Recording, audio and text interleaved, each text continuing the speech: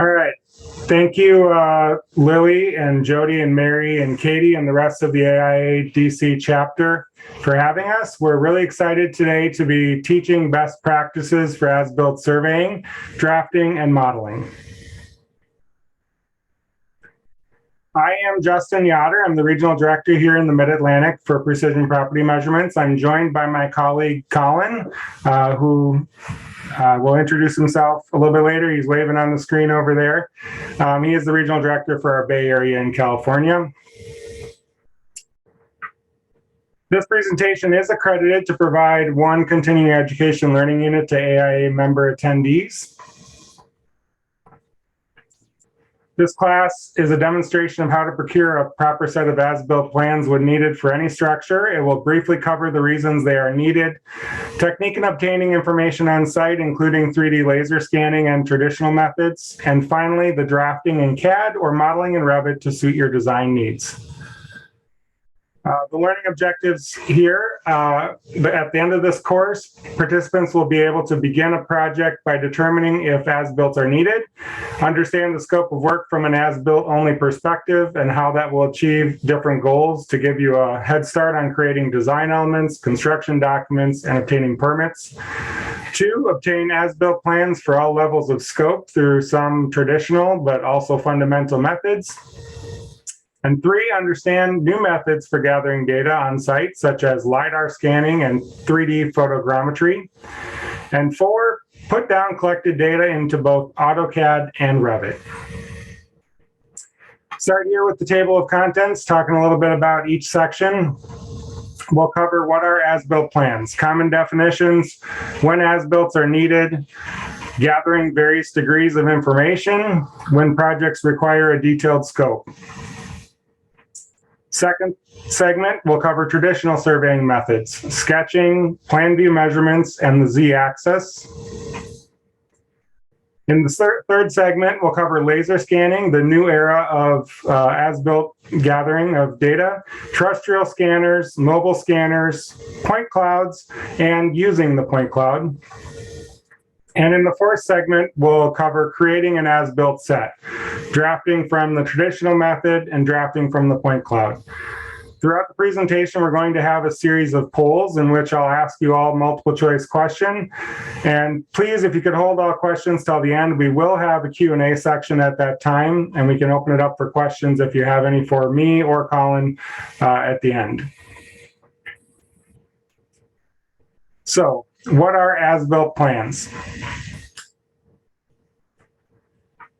When looking into the actual definition of an as-built plan, what one will mostly find is a definition that concerns as-built plans being created after or during new construction or after or during a renovation. As-built drawings, by this definition, are prepared by the contractor. They show in red ink on-site changes to the original construction documents. They are more like interpolations done for construction purposes. Therefore, the changes that the contractor makes onto the original design are called as-built drawings. Contractor-developed as-built should not be confused with record drawings, created, of course, by the architect or engineer.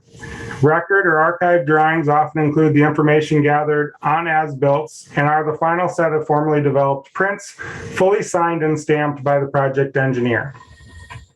This definition reads, record drawings are prepared by the architect and reflect on-site changes the contractor noted in the as-built drawings. They are often compiled as a set of on-site changes made for the owner per the owner-architect contract. This set is not always mandatory and created, but in general, some formal architectural services create these as one of the last tasks of a building project. Now we're at our first poll. How many times has a contractor you've worked with actually created as-builts for you as described? A, never. B, sometimes. C, always.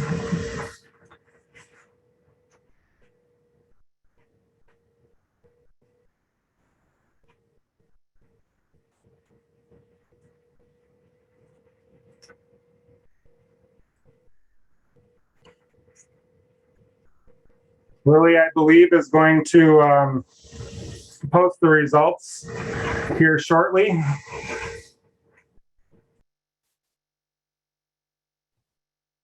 Oh my goodness, there's 97 of you? Looks like just about everyone has participated.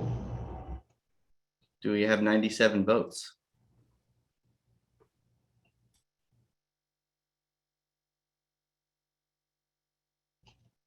Can everyone see the results here?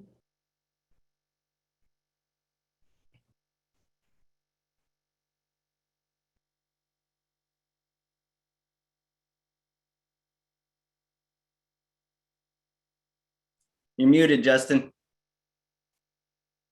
I apologize. I muted myself because of my aircraft carrier laptop, so I apologize all.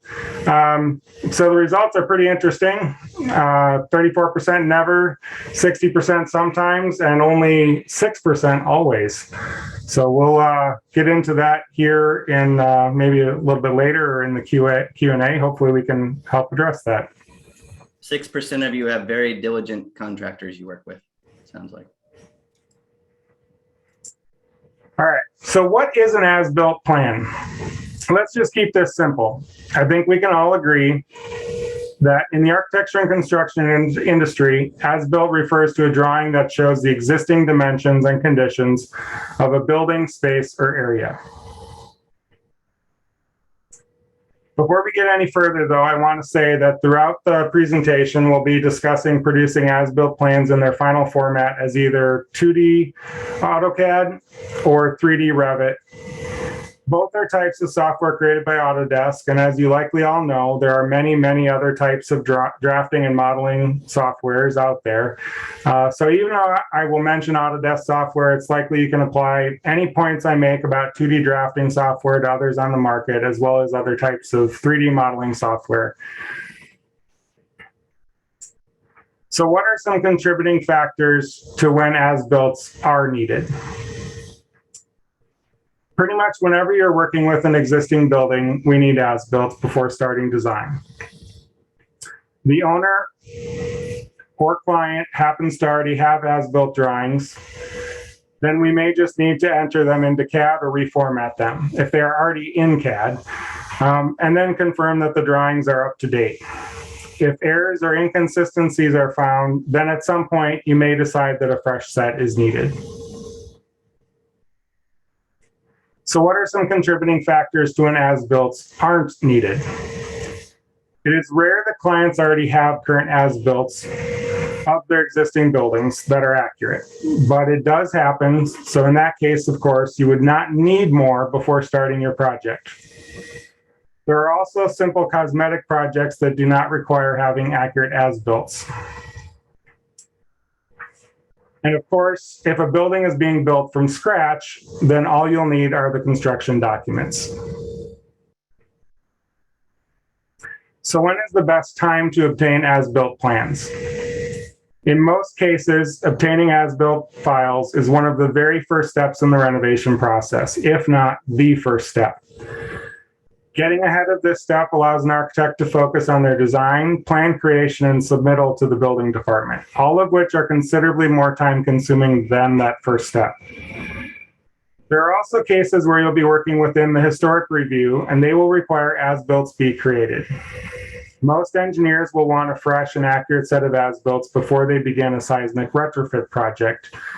And if you are working on a teardown project, some building departments will require you submit as-builts of the structures being demolished. As mentioned on the previous slide, different municipalities work differently and have different requirements.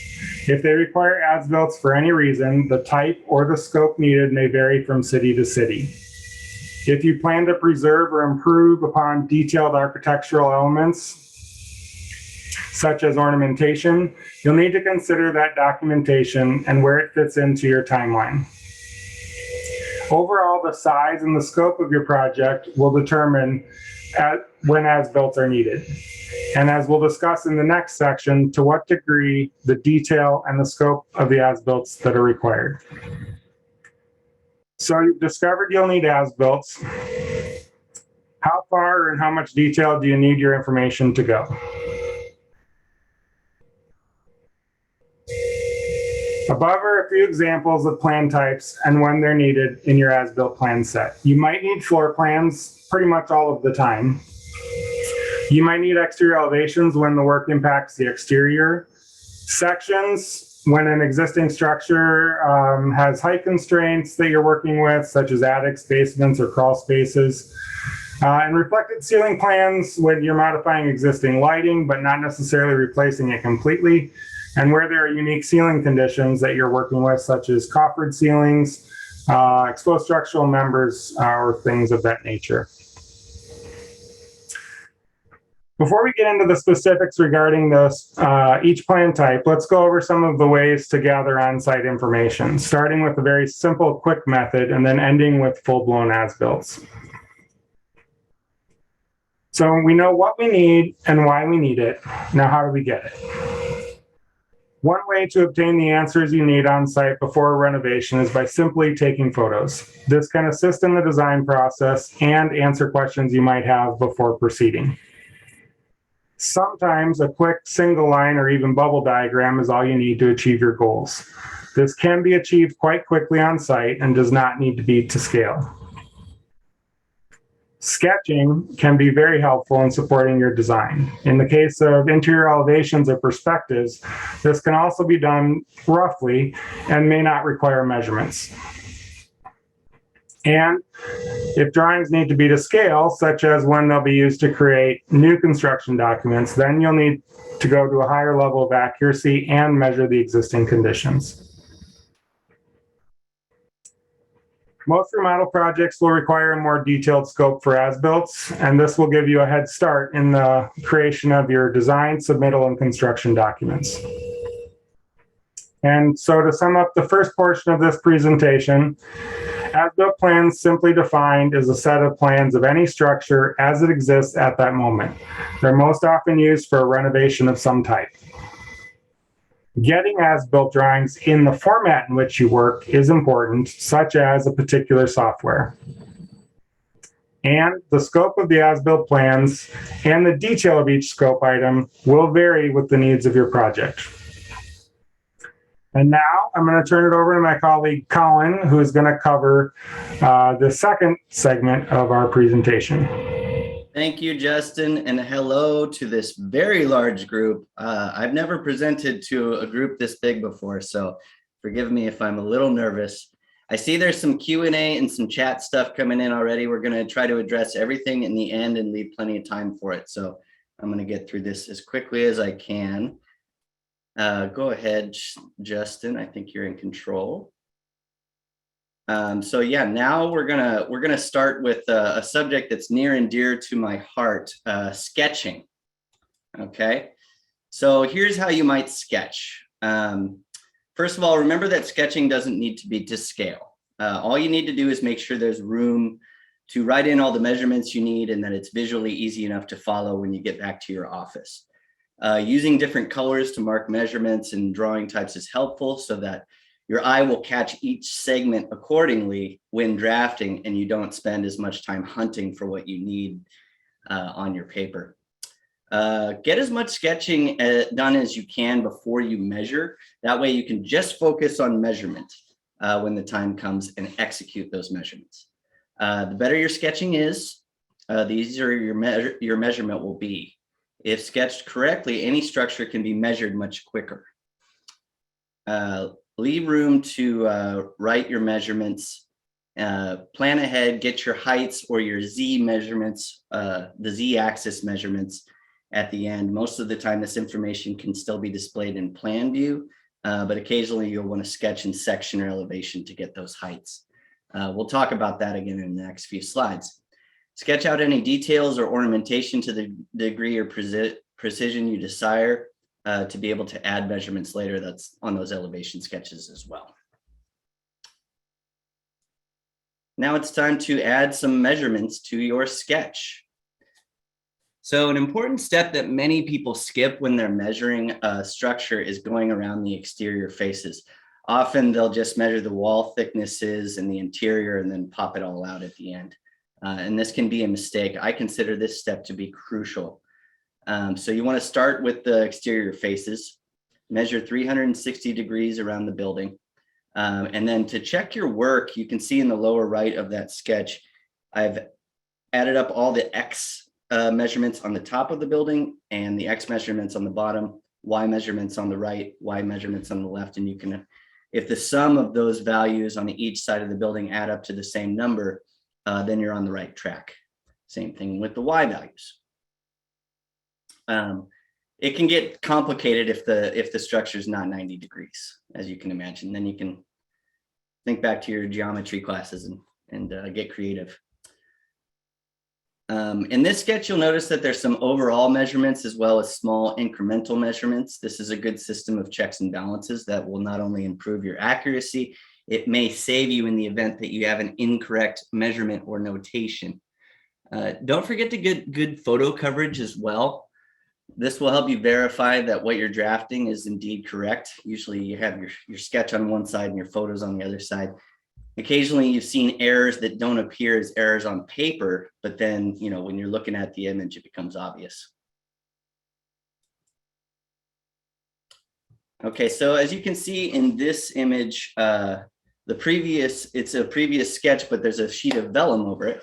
And this allows you to use that information from the first sketch and then, you know, see the wall layout and then add symbols to it and measurements to those symbols without having to resketch everything. So this can be helpful if you need to add items and you're out of room to sketch them on the first sketch. And then it's useful when adding detail items like little electrical faceplates, cabinetry, and stuff on the ceiling. So now let's talk about collecting the Z-axis measurements or height information using traditional methods. Okay, so you can use a tape measure to measure all those risers of the staircase or drop it down a balcony, run it up a wall, etc. Then you have your laser distance meter or disto, can perform trig functions to get you heights in all sorts of ways. And the first two of these tools you may already be using to measure all aspects of your plan, but the third is used exclusively to gather heights. It's called the zip level. Maybe some of you haven't heard of it. It's an excellent tool, invented, distributed, and repaired if needed by a company out of San Diego. I really like them. I'm not aware of any other version of this tool. It uses displacement to read heights anywhere within a 50-foot radius. So however you've collected your height measurements, make sure that you've got them in the places you need them. Most of them will be obvious, like the tops of any steps or staircases. You can see on this sketch, we've just kind of noted them in plan view.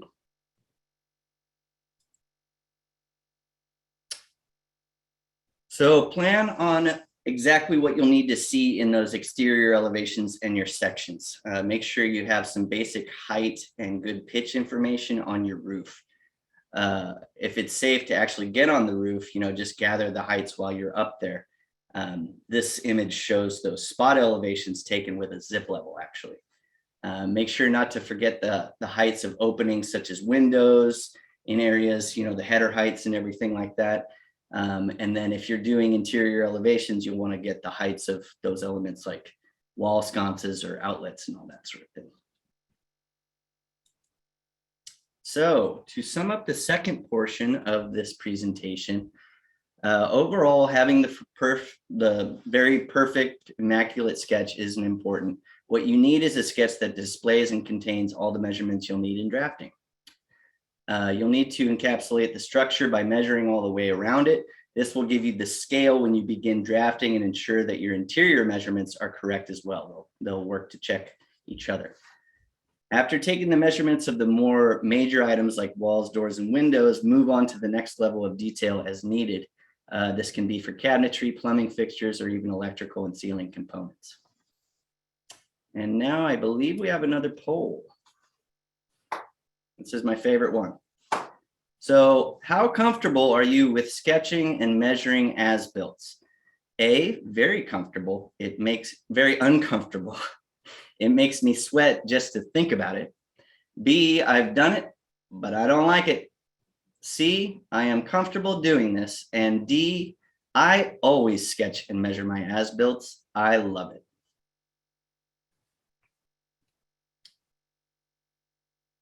So vote away, be honest.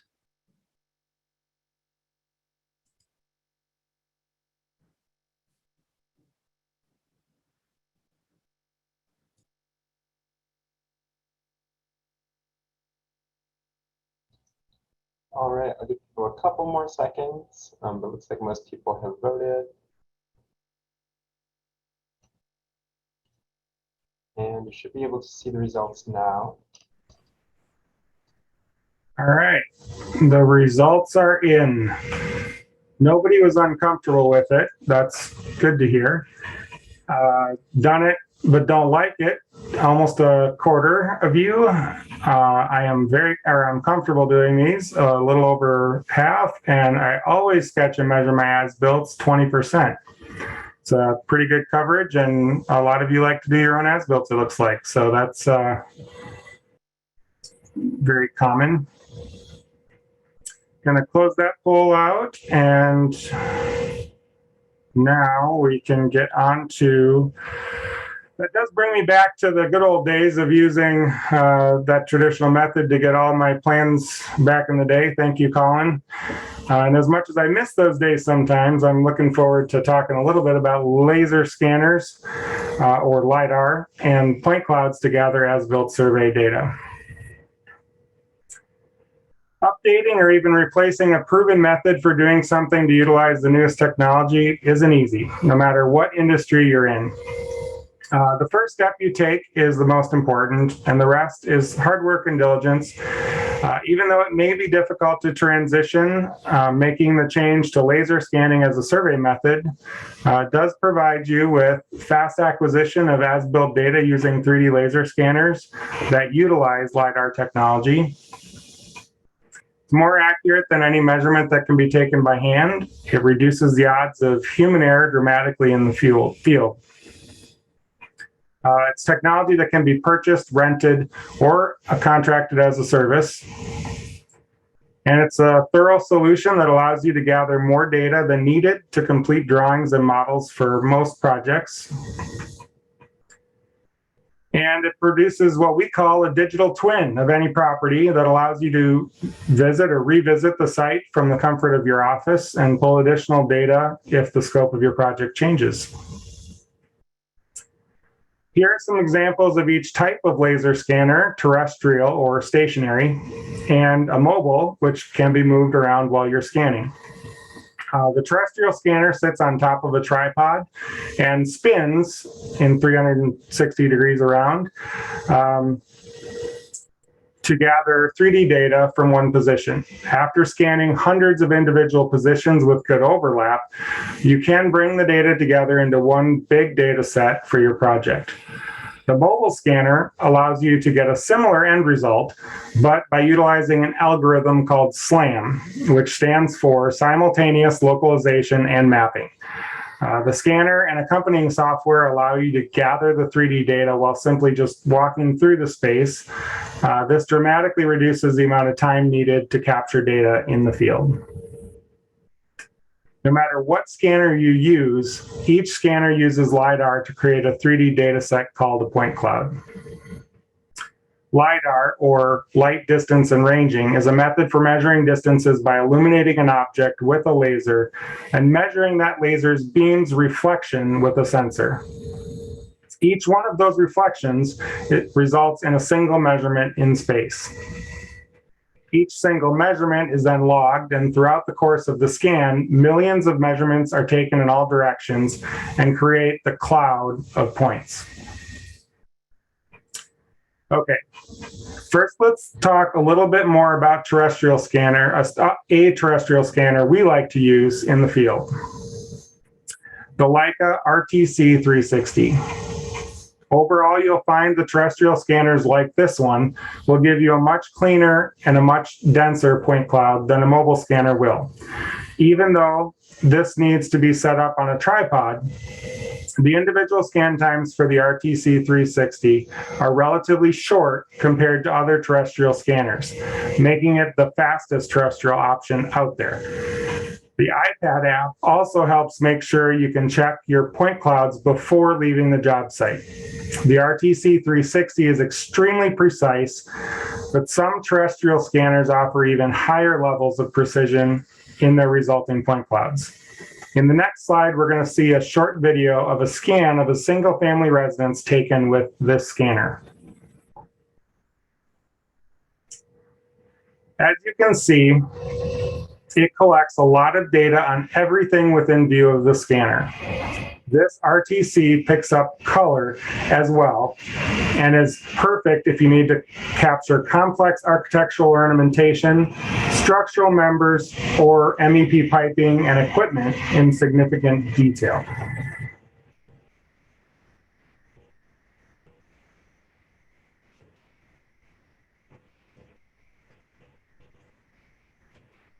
While the terrestrial scanners make great looking data, I'd like to talk about the scanner we are most familiar with here at PPM, the mobile GeoSlam ZebRevo.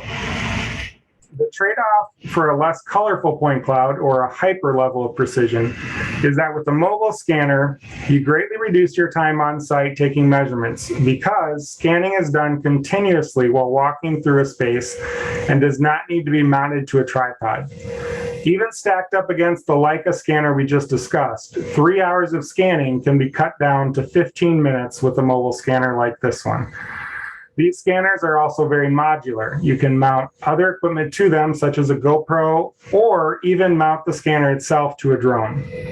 Next, we're going to watch another short video that shows the output from a scanner like this one you see here. You can easily see that even though there's no photo-based colorization of points in this little villa here, these points are colored on a height ramp, where points are at different heights are shown as different colors on a spectrum, which you can see on the left. The red is the lower height and blue is higher.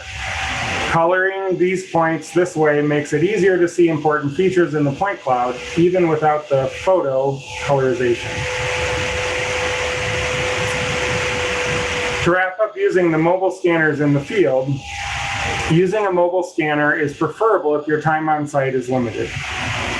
Once the scan is complete, you need to use the SLAM algorithm software, which interprets all of the measurements and movement data from the scanner and produces the 3D point cloud. Since most individual scans only take 15 to 45 minutes, this will give you time to process the scan on site to check your results before you leave. Reviewing that complete point cloud data on site is essential to ensure accuracy. Most errors in scanning or processing can be spotted quickly, and actions can be taken to ensure the overall accuracy of your project when the time comes to draft or model. All right, we've talked a lot about this point cloud, but let's talk a little bit more about what it is and what to look out for before bringing it into your favorite CAD or BIM software. Reviewing your data well before attempting to create a set of as-built plans from a point cloud is an absolute must. If there are any kinds of errors with your cloud, which can happen, using that bad data can either stop you in your tracks later when you're drafting or modeling, or even worse, result in an incorrect set of as-builts. Things to look out for. Did you cover all the areas? Are there any flaws or errors in the cloud? And do you see any drift in the data? Make sure to look out for any of that drifting, which can occur when the software has trouble putting all the points together. If this occurs, then you can try some reprocessing options or simply scan the structure again. Drift is common with mobile scanners, and it occurs in a number of situations where the algorithm that processes the scanner data doesn't have enough information to keep the resulting point cloud data in the right place. In this instance here, the surveyor wasn't able to walk a full loop or traverse around the entire building to help the algorithm lock in the accurate perimeter, which you can identify from the big dark spot lacking point cloud data on the far right of the image. Determining the reason for the error is crucial to informing your decision on how best to reprocess or rescan your project. That said, some scanners are better than others at different types of projects, but all scanners run into challenges in creating good point cloud data. When scanning attics, foundations, large sites, or multi-level structures, you may run into issues getting all your data to fit together.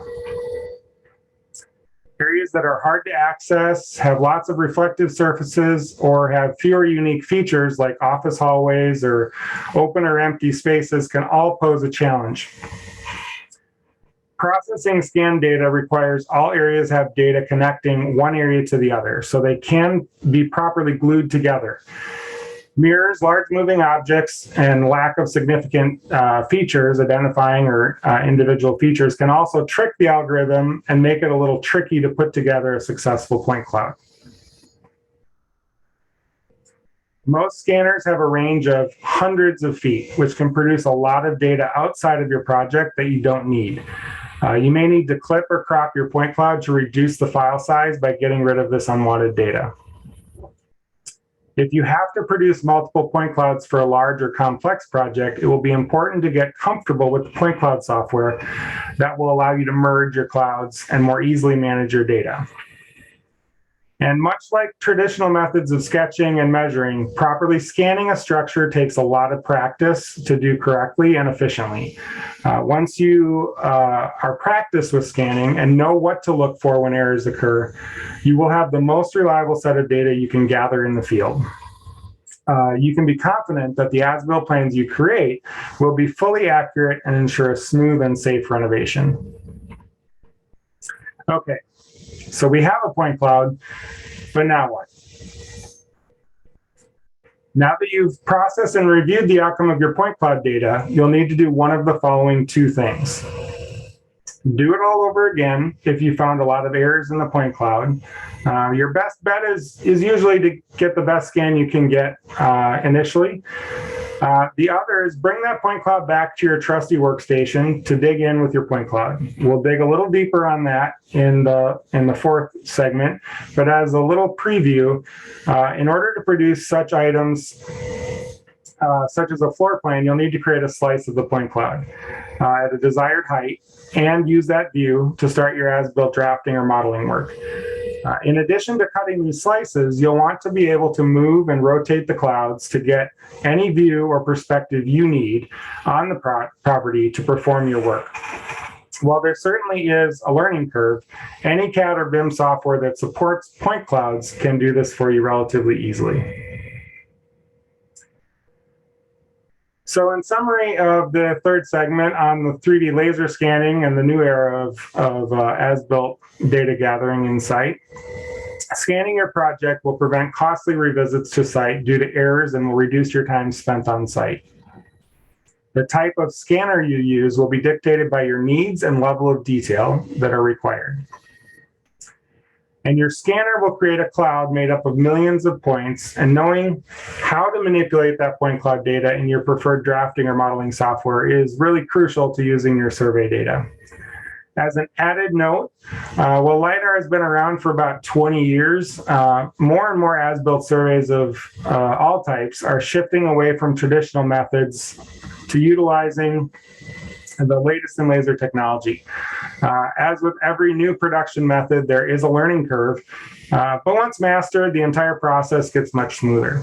When incorporated with BIM technologies, the entire construction process can get a boost in speed, efficiency, and even lesser environmental impact with less paper. On that note, I'm going to turn it back over to Colin to talk about our last segment.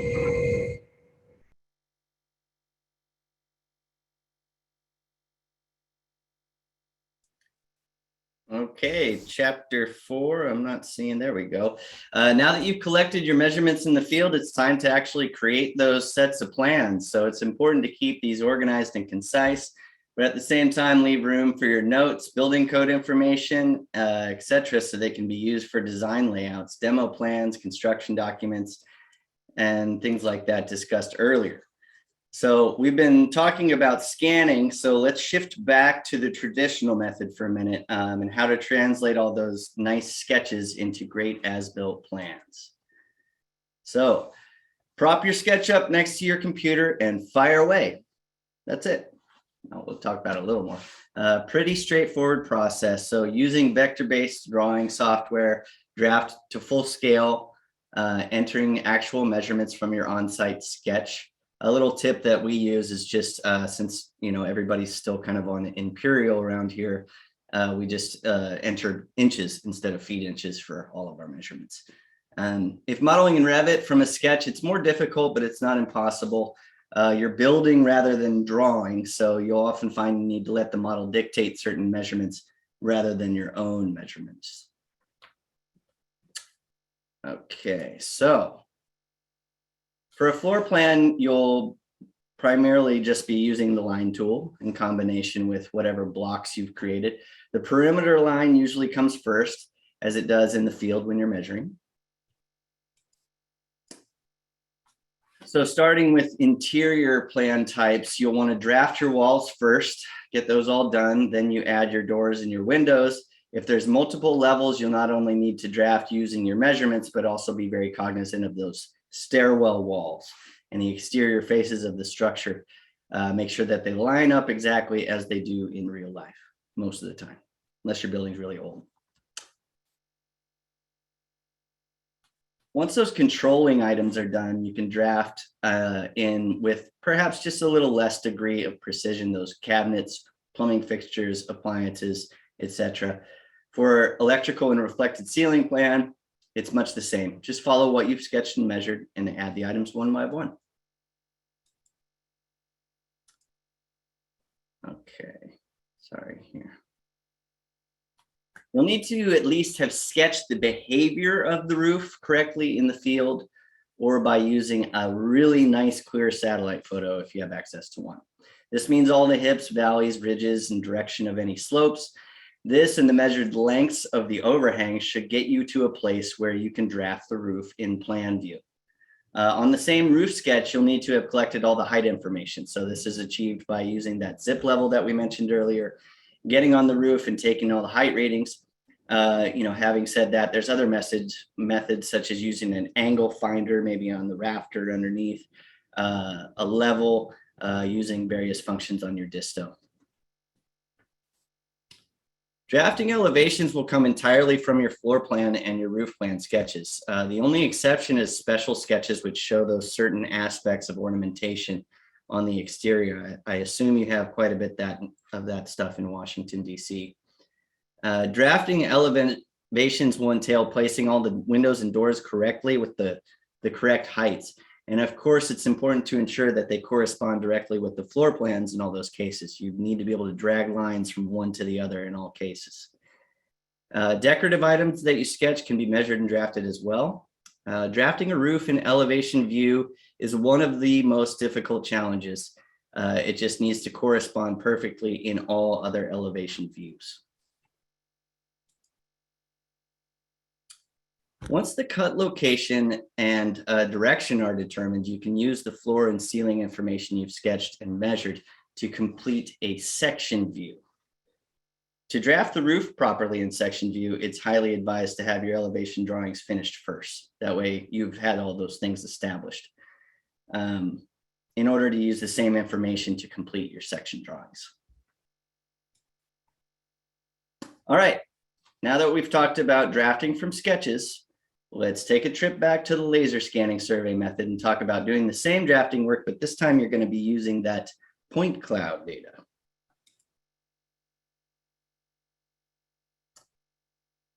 When drafting from a point cloud, the first thing you need to do is get into a drawing environment. This can be imported directly into AutoCAD or Revit or those other softwares that are available. If you're using Autodesk products, you'll need to use an application called Recap to prepare the point cloud and ensure it works within their entire software suite. Drafting from point cloud in CAD is pretty straightforward, but it takes getting used to. There's lots of options in CAD to color, slice, crop, move, and rotate the cloud in different ways. And you'll need to use the view cube to regularly adjust your UCS orientation properly to work with the cloud in different positions. Point clouds are an ideal as-built data set for creating Revit models. They're already 3D, so it's kind of native to that. But the Revit point cloud tools can feel a bit lacking. If you're making a 3D model, it only makes sense to work from a 3D point cloud to create an accurate model to kick off your designs and planning. The tools for visualizing the point cloud are not as robust as they are in AutoCAD, but they definitely work.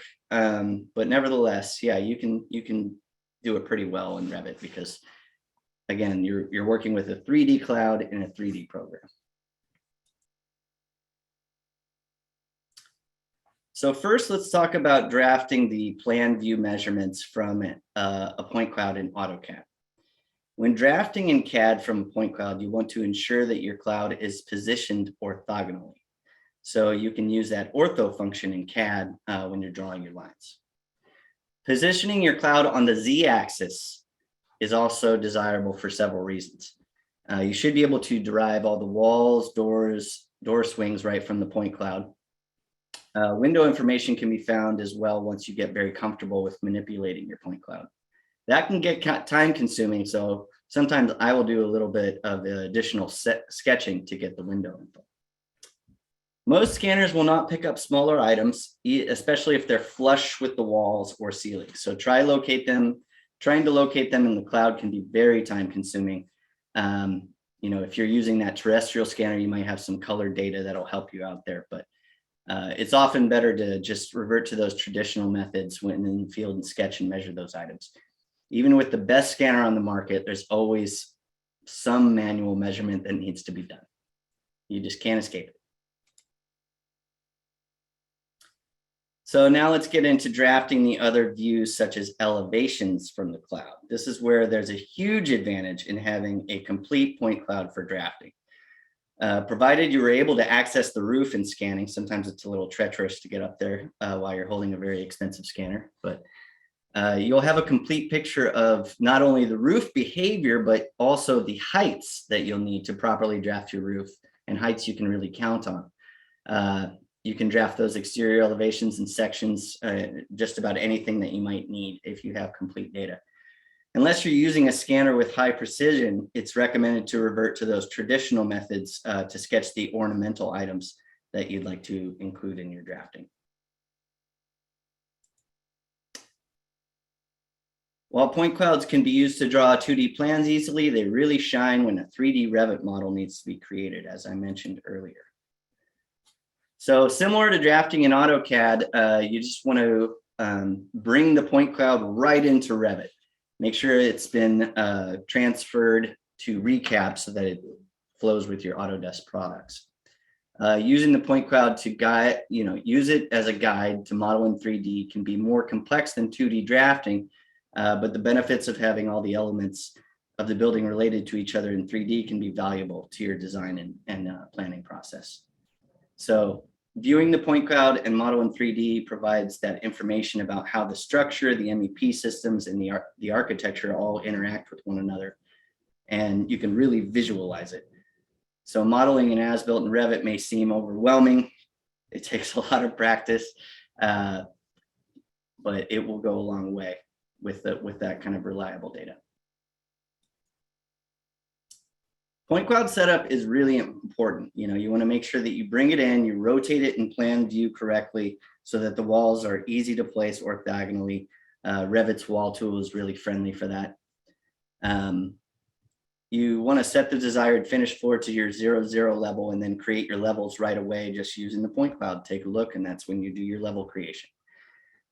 Once you're done, you can start adjusting your view range and view depths to add in all the walls, the doors, the window families, and so on, whatever degree of precision you want to get to with your model.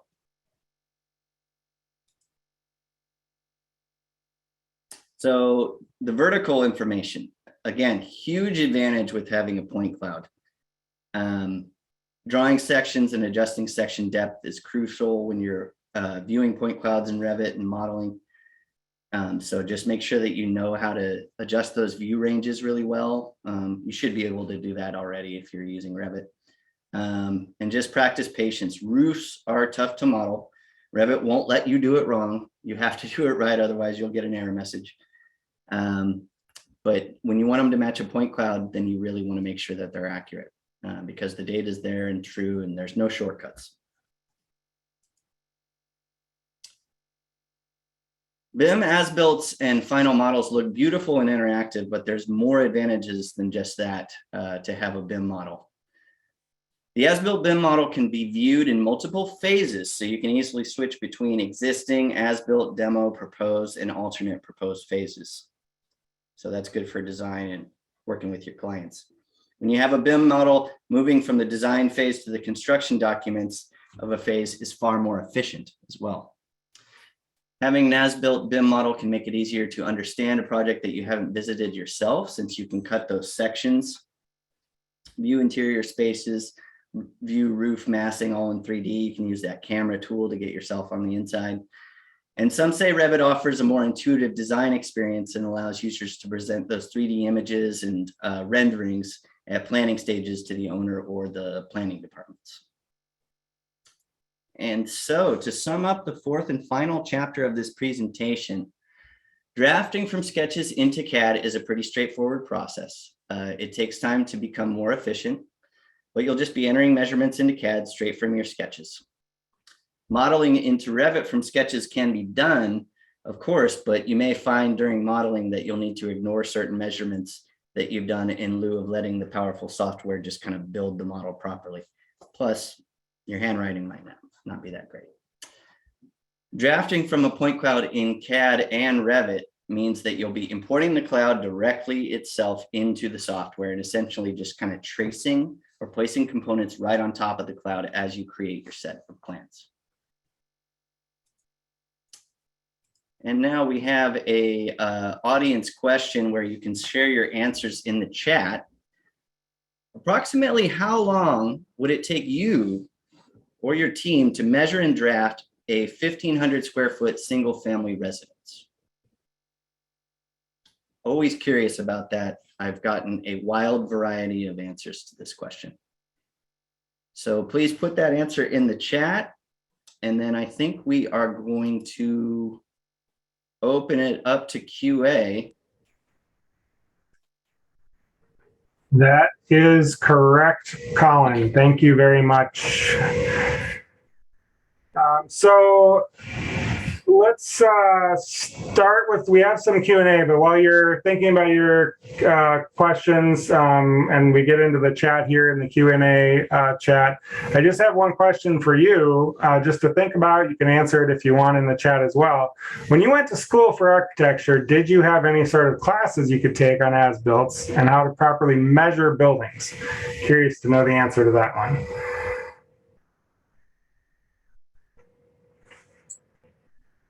Okay, let's go ahead and while you're thinking about that and you're going to answer that, we got 4 questions in Q&A, so we'll start with the first one from Elizabeth. Can you discuss the tolerances that are reasonable to expect for as-builts? I'll go ahead and answer that one, Justin, and then yeah, sure. Go ahead, Colin. We'll take turns. Yep, no worries. Both of us can answer, I think, all of these. That is a good question, you know, and usually we will refer to the architect or the engineer on their tolerances they can expect, but I can tell you that the point clouds, you know, will have a 1/16 inch degree of precision on the output, but you're still kind of deciding where to draw that line. So in AutoCAD, for example, we have a 1/2 inch snap set. So you're trying to set the line directly on the point cloud, but you do have a 1/2 inch snap. So there could be as much as that degree of precision on it as a 1/2 inch. So it's kind of 2 sets of precision. You have the data you're working with, the point cloud, and then you have the snap that you've set it to. Yeah, thank you, Colin. Couldn't have said it better myself. So the second question, and actually, Colin, I think because you spent a lot of the effort initially creating the CU course, you may actually be best suited to answer this one as well. What was the brick and stucco building with the chimney at the semicircular end in one of your earlier slides? Oh, man, it was a building from a previous project. I know we had the San Francisco City Hall in there, but I can't tell you. I can't remember. Sorry, there have been literally thousands of buildings since that one. No worries, Colin. If you do happen to think of it later, I'm sure it was one you probably even surveyed. I'll go back and take a look. Yeah. How long is the learning curve? I'll take a crack at that one. It really depends on somewhat of an aptitude for learning. And I'm not sure if this question is more related to the learning to scan or the learning to draft and model over the point cloud. But as far as the scanning goes, it really is individual specific to a degree. We've spent a lot of time honing that effort in training our field surveyors. But there's a little bit of art and a little bit of science to it. There are some particular things that the scanners like and don't like, and size of project, complexity, movement. There's a lot of factors that go into the actual surveying itself. As far as the drafting and modeling, our drafters and modelers are some of the best at it, and we've gotten the science down to learning to work with the point cloud. And I want to say our process for learning that is a couple of months in our drafting and production team. I don't know, Colin, if you have anything to add to that, but. No, I'm sure your background's going to have something to do with it. Your experience in the field is going to have something to do with it. But if properly trained, yeah, it can be that fast. And I just want to say, Lily, if we start going too long, me and Justin can talk all day. So we're going to try to get through these questions, but just make sure you let us know if we're going over. So I'll read the next question here from Glenn. Can the fixed laser scanner scan exterior only to get exterior elevations, for instance, for historic review? The answer is yes. The problems you may run into are you're not going to get floor-to-floor heights from the outside. Precisely. You're not going to be able to scan all the way up if it's a multi-story building, probably not capture the roof from the street or the sidewalk in front of it. And a big one for me is I like to get interior scans as well because of those penetrations, windows and doors. If they're scanned from both sides, when you're looking at it in the point cloud, it's much clearer where to place that block or that family. And you can be confident about its position if you have the interior and the exterior. But you can scan exclusively from the outside and get, especially with a single story structure, and get a really good idea of what's there and even draft or model elevations from it. It's possible. Thank you, Colin. Yeah, that's all excellent. And I would echo that. I prefer to scan the interior as well when I can. I'll take the next question from Cynthia. How accurately do the laser scanners pick up on hidden structures such as roof trusses? Our scanners are not X-ray machines, so it can only capture what it sees. I hope at some point in the future we might be able to do X-ray scanning and create AsBuilts in that fashion, so we can help out with structural elements that are hidden. But for the time being, it would only be elements that are visible to the scanner. So if the structure is exposed, it can capture it just the same as we've been discussing throughout the presentation, as long as it sticks out in some capacity from the flush faces of walls and things. Yeah, I would agree with that. You just, anything that's obstructed, you're not going to get it. Sometimes it's hard to get the height of a rafter unless you're really scanning it and you get the full picture of it. Nothing's obstructing it. But okay, so let's move on to Kenneth's question. Do you recommend an architectural firm purchasing scanning equipment, renting, or paying consultants to provide? personally, I would recommend paying consultants to provide it because that's what we are. But you know what? Absolutely. If you have the wherewithal to purchase a scanner and you have someone or a group of people to assign this to, it can be a great way to get acclimated to the space and, keep all of your production in-house. So it's really up to you. Some firms choose to outsource it. A firm like ours, that's all we do exclusively, allows us to do it perhaps a little faster and more efficiently than an architecture team who's really just wanting to focus on design, but it's a personal preference. So, and that's what we're here to do, is give you those tools and teach you, even if it's just the sketch method too. Yeah, thank you, Colin. I would add only a couple of things to that. Is the equipment is not necessarily cheap. And so the more you do it, the lower the cost that equipment is. So you'd really also have to look at how many projects you actually scan and provide that existing condition documentation for with that equipment. In addition, keeping up with the latest technology and tips and tricks, we have really good relationships with our providers. And so we actually, even though we have certain equipment in-house, we actually have the ability to rent equipment for projects specifically based on need as well. So a couple other things to think about. We'll take another one here, and we are running a little bit low on time, but we have room for a couple more questions, I think. So I'll take the next one, also from another Ken. Can a point cloud survey be used to find the size of exposed rolled steel beams that can be seen but not reached to measure? I think we kind of answered that in Colin's answer, but essentially yes, but with that disclaimer of the ability to draw it. Usually steel is to a much finer level of accuracy in how they're sized. So if the tolerances that Colin was mentioning earlier with the 1/16 with a 1/2 inch snap for drafting is sufficient, then essentially yes, to a degree. Yeah, I would agree with that. And it also, as long as the steel isn't hundreds of feet in the air, and our scanner can actually reach it. So good call, Colin. Good call. There.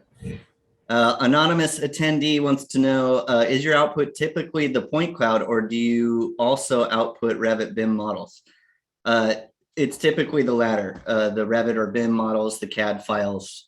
Point cloud only isn't really useful to a lot of architects and engineers unless they want to do all the work themselves. You can't submit plans from a point cloud only to any municipality or anything like that. It's got to be put into that software, and you'd want to do that anyway to complete the renovation. Yeah, thank you, Colin. And in addition to AutoCAD and Revit, we're also delivering an ArchiCAD and experimenting with SketchUp. So we can do that, point cloud into a lot of different software right now.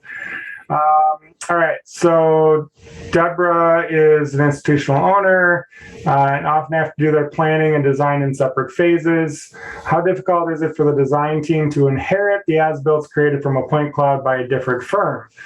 We often hear that the previous firm did it wrong and the new team will have to rescan some areas. As an owner, I don't want to pay for things twice. I think that is fair to not want to pay for things twice. I will say that us personally, or I don't want to say personally, us as a firm, we also like to rely on our own. So if you're inheriting other documents, I would say the best way to verify if they are correct is to do some spot measuring before you hire somebody else to do it again. If you're doing some spot checking throughout, you can verify that things are correct. But I think Colin can probably attest to it too. Inheriting somebody else's scans, we don't know what went into them. We don't know what equipment was always used to create them, tolerances, experience, etc. So, Colin, you may have some more to add on that one. Yeah, I mean, if there's a point cloud from a previous firm, that would be, something I'd definitely be open to taking a look at. But usually they're going to create a set of plans from that. And again, the decisions they make when drafting could not be the right ones in some cases. So it's the same with getting, you know, a full set of plans from the building archives. They may have strayed from those when they actually built the thing. And like Justin said, you do a spot check, and if you find one thing wrong, then you can assume that there's a lot more, and you might as well, there's a fine line between checking every measurement and just redoing the set yourself so you can be confident in the work that you're using. Another one from Kenneth, is it okay to pay a consultant for a point cloud and we produce Revit model? Yes, if that's what you want to do. Yep. And as Colin, I just would add that as Colin mentioned, experience with the point cloud makes a huge difference. So knowing how to work from the point cloud is important to know what you're doing when you create the Revit model from the point cloud. That answer was really short. Oh, go ahead, Colin. I said my answer was really short. I want to do another one. But you're saying well, I was actually going to say that it is 1 o'clock. So Lily, I don't know if you are the official timekeeper cutter off or not, but if we have time for a couple of more, I'll take a couple of more. If we don't, we can answer them late. You know, we have these documented now, so we can, right, you know, contact you all and answer your questions. Exactly. Thank you, Colin, for that. Do we have a vote either way? Can we keep going? I'm going to keep going until Lily cuts me off, I guess. So, Colin, if you want to take another one because you had a short one, go ahead. All right. Emmanuel wants mentioned the inaccuracies come when you can't walk the entire perimeter. How close do you need to be? Well, that was when we were talking about sketch measurements. So you need to be close enough to probably touch the structure. You'd want to, you know, we're talking about physically running your tape along the face of it or shooting your disto at it. So that's how close you would need to be to actually physically measure the perimeter. You might be asking about, you know, if it's a hillside property, then, you know, then it can get a little treacherous to actually walk the perimeter of it. My personal comfort zone is if it seems like you're starting to need some climbing gear, then you probably shouldn't do it. Yeah. Yeah, I just want to elaborate because we did talk a little bit about not being able to traverse around the building with drift and the mobile scanners as well. There are some techniques that you can use when you don't have full access to get as much as you can. The scanners can capture obviously much further distances than actually reaching with a disto or a tape measure. So as long as you can reasonably connect the dots, if you will, and connect the path to a degree, you can still minimize or eliminate that drift that you saw in the mobile scanner image earlier in the presentation. Yeah, hanging your arm out of a window is not a bad idea in some cases. Yep, correct. And roof access and lots of other things can also come into play with assisting. So we'll do another one here from Andrea. Andrea, what are your recommendations for LiDAR equipment on a budget? I've been using a Leica BLK 3D, but am curious about what else there is. Well, I guess I'm not familiar with every scanner that's out there and their cost point, but I know that like the BLK to go, I think is one of the more cost-effective ones. If you're referring to some of the app-based ones, I would say they're cheaper, but they have limited abilities to capture things in the same fashion as some of the higher level ones. So I guess It would also depend on what you want to do with it, what size of properties and level of detail and things like that. So there's a lot more that goes into that. Happy to connect with you at another date, Andrea, and maybe talk in more detail about that one. I'd be careful with the cheaper versions of scanning. The things that are popping up that you can use an iPad, iPhone for are solid state scans that are going to be really big, varying degrees of precision. Same thing with using a Matterport, which is photogrammetry to do it. Then you're going to start seeing 6-inch precision tolerances in some of those things. So just be careful when you're looking into the cheaper alternatives, because most of them look cool, but they may not be hyper accurate. Thank you, Colin. And I think Lily was trying to interrupt us, so. Okay. Okay. Yeah, I think we have time for maybe one more, but then I'll make sure that everyone, Justin has his email up on the screen, and I'll make sure you guys have everyone's contact info. Let's see, furnished building. Yeah, the next two kind of go together. Sure, Yeah. go ahead. So yeah, how do you handle foliage furnishings and extraneous data? Will they measure space in furnished buildings? Can they filter paintings, wall coverings, etc.? So the short answer is it's all going to be in there. It's all getting scanned in 3D. It's going to be in there. So taking the time to filter those out or cut them out of the point cloud would be really tedious. So I think to the trained eye, when you get some practice looking at point clouds, you will know what you're looking at and you will know what to avoid, especially if you have a good set of photos. Still photos, 360 photos, 3D walkthroughs can assist you in that and knowing what's reality or what's a building component versus a furnishing. Yep, and I will say that on the point of foliage and things, we do often, unless we need site data, we often cut a lot of the extraneous site information out, and so it's pretty easy to do that, pretty quick and easy to do that. But as Colin mentioned, I've been in some properties in DC that have been pretty packed full of stuff, and I'm pretty sure if I cut out all the stuff, there wouldn't be much left in the point cloud. So we kind of say that generally, as long as you can see the wall in some critical places where you can actually get a good wall point, that's usually sufficient, and then you draw or model from there. So yeah, remember you can bring a section line up to view and draft from. So if you have to bring it 8 feet off the ground to really see the behavior of the wall, then that's what you have to do. All right.